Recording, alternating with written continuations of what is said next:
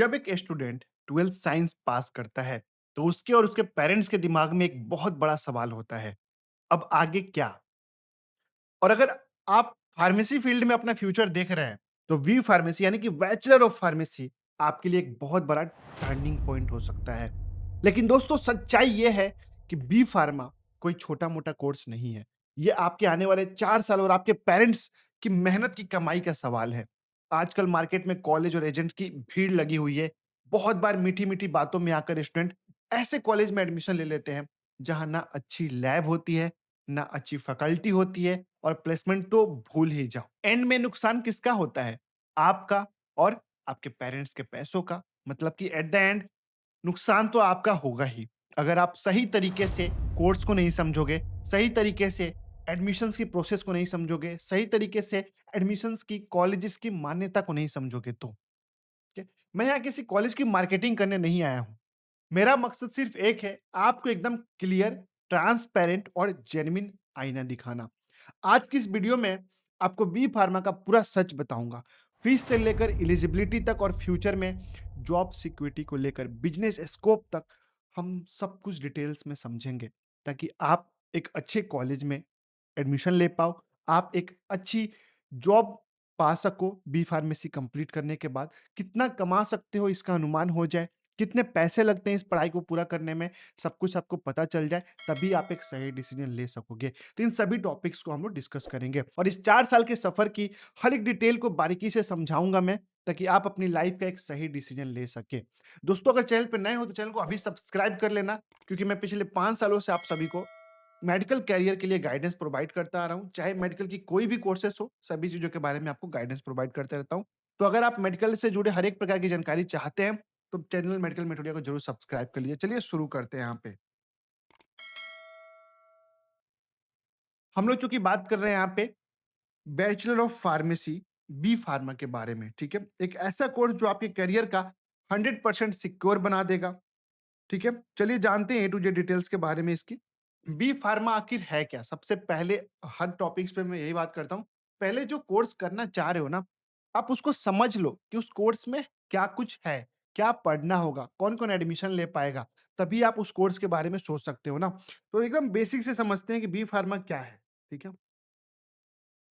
देखिए, professional medical degree है। ये एक ग्रेजुएशन डिग्री है जो आपको मेडिसिन्स का एक्सपर्ट बनाती है। मतलब कि आप बी फार्मा करने के बाद मेडिसिन के एक्सपर्ट बन जाते हो। बैचलर डिग्री है यानी कि ग्रेजुएट हो जाते हो यहाँ पे। ग्रेजुएशन हो जाने से क्या होता है, बहुत तरीके से आपके पास बहुत सारे अपॉर्चुनिटीज आ जाते हैं। जिस किसी भी फील्ड से आप जब ग्रेजुएट होते हो, जब आप ग्रेजुएशन कंप्लीट करते हो, तो आपके पास बहुत सारी अपॉर्चुनिटीज आ जाती है। उसके बाद बियॉन्ड नॉर्मल केमिस्ट, एक नॉर्मल केमिस्ट होता है, ठीक है? एक नॉर्मल केमिस्ट्री पढ़नी पड़ती है आपको 11th-12th में जो पढ़ा होगा आपने। लेकिन बी फार्मेसी में क्या होता है, इसमें दवाइयाँ कैसे बनती है, कैसे टेस्ट होती है दवाइयों का, ठीक है? और बॉडी पर क्या असर करती है, सिखाया जाता है आपको। ऑफिशियल लाइसेंस मिलते हैं आपको, ठीक है? डिग्री के बाद आपको ऑफिशियल फार्मासिस्ट लाइसेंस मिलते हैं। खुद का बिज़नेस स्टार्ट करने के लिए, मतलब आप मेडिकल शॉप डालना चाहते हो, होलसेल दुकान डालना चाहते हो बिज़नेस का, ठीक है? अपनी खुद की जो है फार्मा इंडस्ट्री लगाना चाहते हो, तो आप कर सकते हो, आपको कोई रोक-टोक नहीं है यहाँ पे, ठीक है? आप केमिकल फ़ॉर्मूला बना सकते हो, आप नई मेडिसिन्स बना सकते हो, आपके पास इतनी ऑथेंटिक पावर होती है, ठीक है? अब थोड़ा बेसिक चीज़ों के बारे में और जान लेते हैं, कोर्स ड्यूरेशन एंड स्ट्रक्चर के बारे में समझते हैं। देखिए, 4 साल का डिग्री कोर्स होता है ये, ग्रेजुएट कोर्स होता है 4 साल का, ठीक है? बी फार्मा का पूरा करिकुलम 8 सेमेस्टर में होता है। कितने में होता है भैया? आपको यहाँ पे 8 सेमेस्टर होगा, मतलब एवरी 6 मंथ पे आपको सेमेस्टर का फाइनल एग्ज़ाम होगा, तो टोटल 8 सेमेस्टर का ये आपका कोर्स होता है, ठीक है? सिर्फ थ्योरी नहीं, फाइनल ईयर में कंपल्सरी इंडस्ट्रियल ट्रेनिंग या इंटर्नशिप करनी पड़ती है, जिससे आपको दवाई कंपनी की रियल वर्किंग समझ में आए। यानी कि जो ये इंटर्नशिप पीरियड होता है आपको कोर्स कंप्लीट करने के बाद, उसमें जो बड़ी-बड़ी कंपनियाँ होती है, सिप्ला हो गया या फिर जो आपको मिस्टर रेड्डी हो गया, डॉक्टर रेड्डी हो गया, बहुत सारी ऐसी कंपनियाँ हैं, वहाँ पे जा आपको ट्रेनिंग दिया जाता है। लेकिन कब? जब आप इस कॉलेज में एडमिशन ले रहे हो, जिस भी कॉलेज में, उस कॉलेज का लिंक होगा किसी कंपनी के साथ, तभी तो आपको ट्रेनिंग देगा वो, वरना डिग्री करा के दे देगा, भैया जाओ अपना समझो मार्केट में। तो अच्छे कॉलेज का चुनाव करना बहुत ज़्यादा ज़रूरी है इसमें, सोच समझ के एडमिशन लेना, जिस भी कॉलेज में आप एडमिशन ले रहे हो तो, ठीक है? उसके बाद भैया एलिजिबिलिटी कि आखिर कौन बच्चे एडमिशन ले सकते हैं, 12th में क्या आपके पास होना चाहिए, ठीक है? 12th में साइंस मैंडेटरी है, अपने 12th में फिजिक्स, केमिस्ट्री के साथ बायोलॉजी हो या फिर मैथमेटिक्स हो, कोई बात नहीं, बट पीसीबी साइंस आपके पास होना चाहिए, पीसीबी या पीसीएम ये चीज़ें आपके पास होना चाहिए, 3 सब्जेक्ट्स हैं, आप एडमिशन ले सकते हो। परसेंटेज की बात करें यहाँ पे तो 50% जनरल कैटेगरी कहा जाता है और 45% एससी, एसटी और ओबीसी के लिए बताया जाता है। लेकिन दोस्तों अगर थोड़ा बहुत कम भी है आप किसी कैटेगरी से हो तो प्राइवेट कॉलेजेस में आपकी एडमिशन हो जाती है, घबराने वाली कोई बात नहीं है, ठीक है? 4 सालों के अंदर क्या पढ़ना पड़ता है आपको?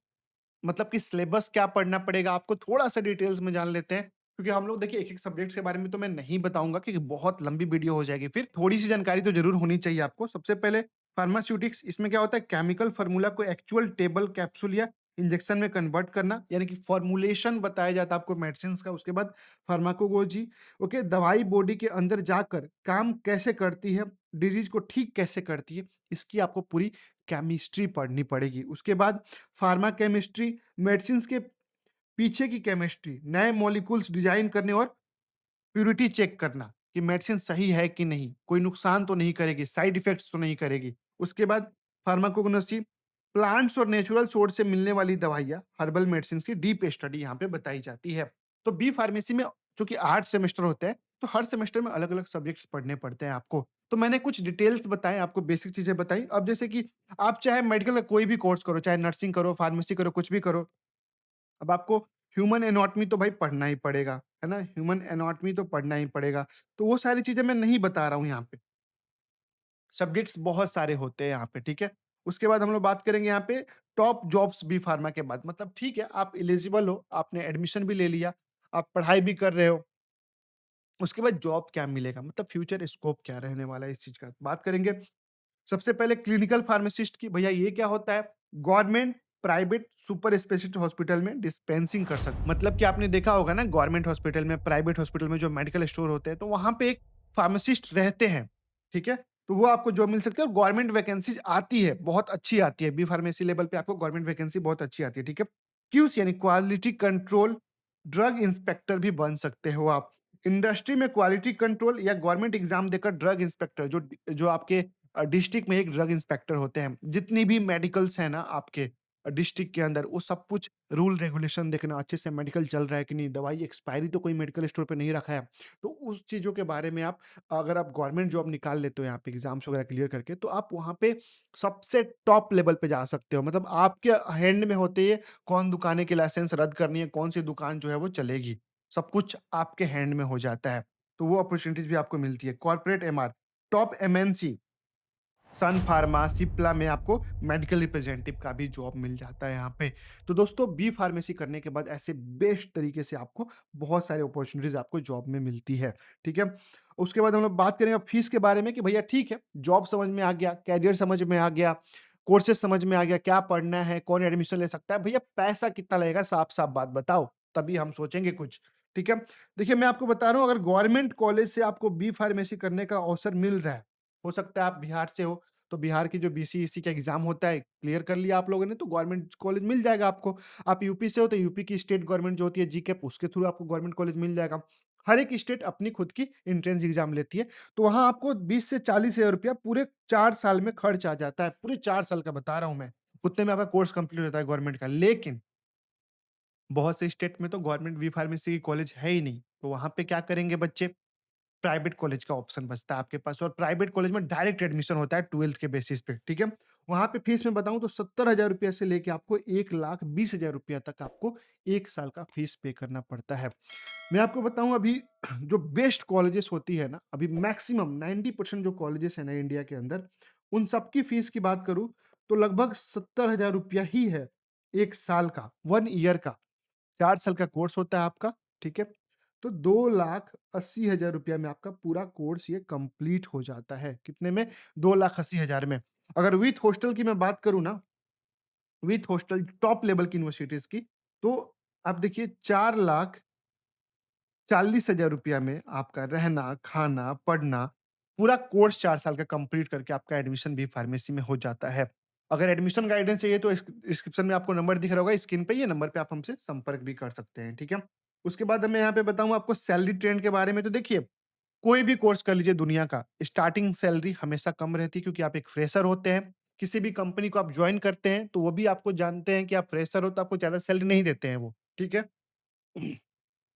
तो फ्रेशर अगर आप हैं, तो 2 लाख रुपया पर ईयर से आपका स्टार्टिंग होता है। जैसे-जैसे आपके पास एक्सपीरियंस होता है, जैसे-जैसे आपके पास क्या होता है, एक्सपीरियंस होता है, उस पर आपकी जो है सैलरी बढ़ जाती है। जैसे 2 साल हो जाता है, तो आप 6 लाख पर ईयर तक पहुँच जाते हो।